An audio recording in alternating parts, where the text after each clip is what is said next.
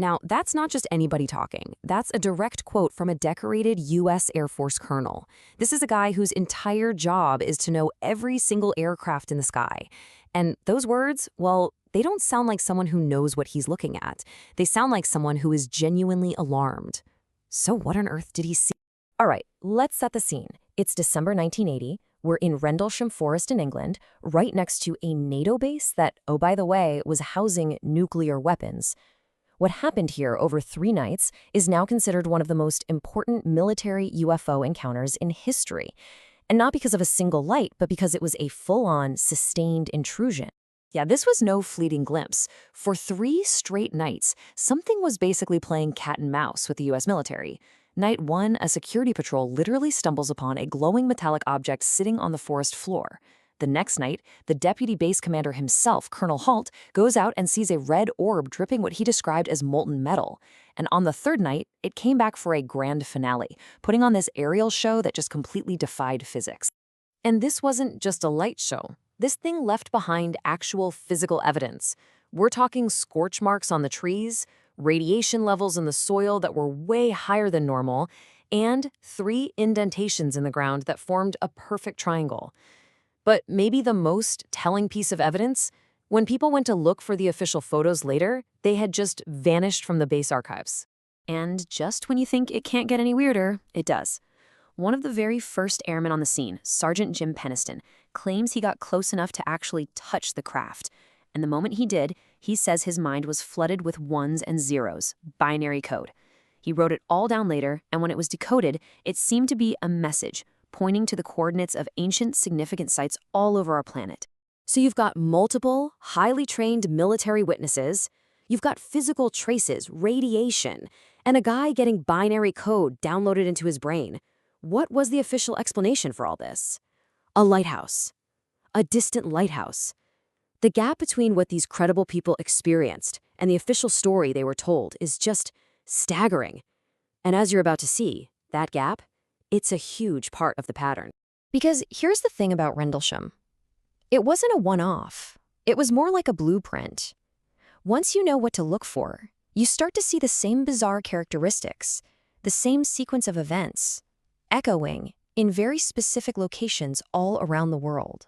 First stop on our global tour, the very remote Hessdalen Valley in Norway. Since the early 1980s, this quiet, isolated valley has been the stage for a scientifically baffling and very persistent phenomenon, the Hessdalen Lights. Now, this isn't just local folklore.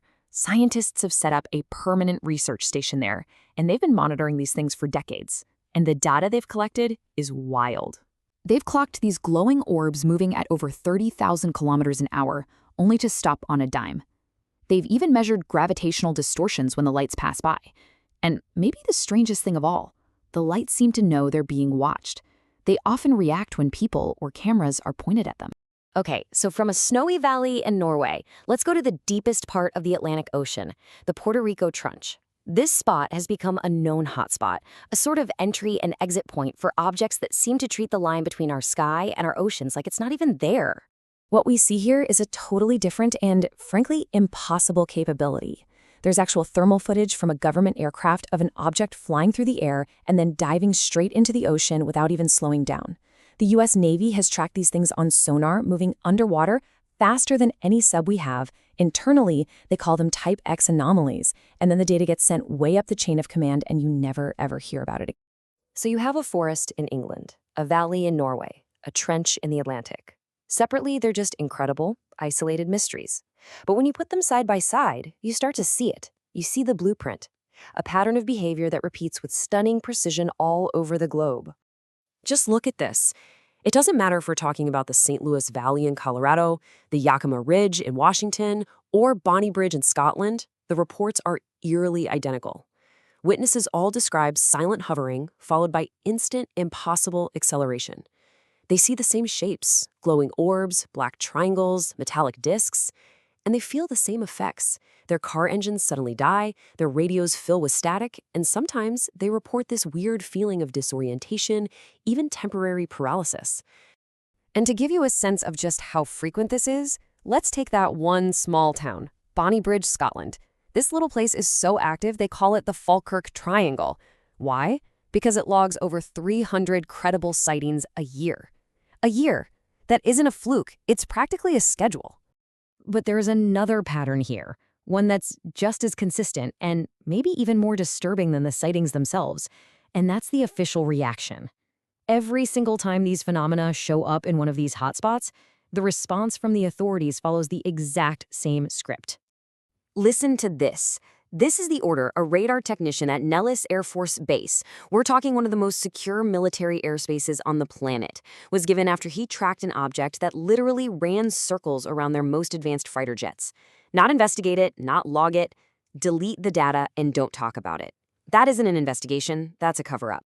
And that suppression follows a very clear playbook. Step 1, denial. Call it a weather balloon, swamp gas, a lighthouse, anything. Step 2, discredit the witness, even if they're a trained pilot or a police officer. Step 3, seize the evidence. Photos, videos, data logs, they all just seem to get lost.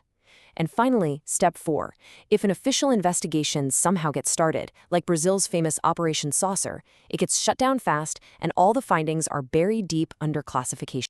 So when you put it all together, the repeating sightings in the same locations, the identical behaviors, the shared effects, and this systematic wall of silence, you start to realize the real story isn't about random lights in the sky. It's about something far more organized and far more deliberate. And this is the central idea. This is the whole point. These hotspots aren't random. They are destinations. The phenomena aren't just wandering around. They are returning again and again to very specific places, as if they're navigating by a map that we just can't see. You see, the real evidence here isn't a single blurry photo. It's the pattern. It's the persistence. These sightings happen for decades in the same spots. It's the precision.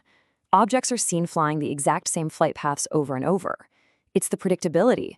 Activity in some places even seems to peak on a schedule. And it's the unwavering pattern of official suppression that meets every single one of these events. The pattern is the phenomenon.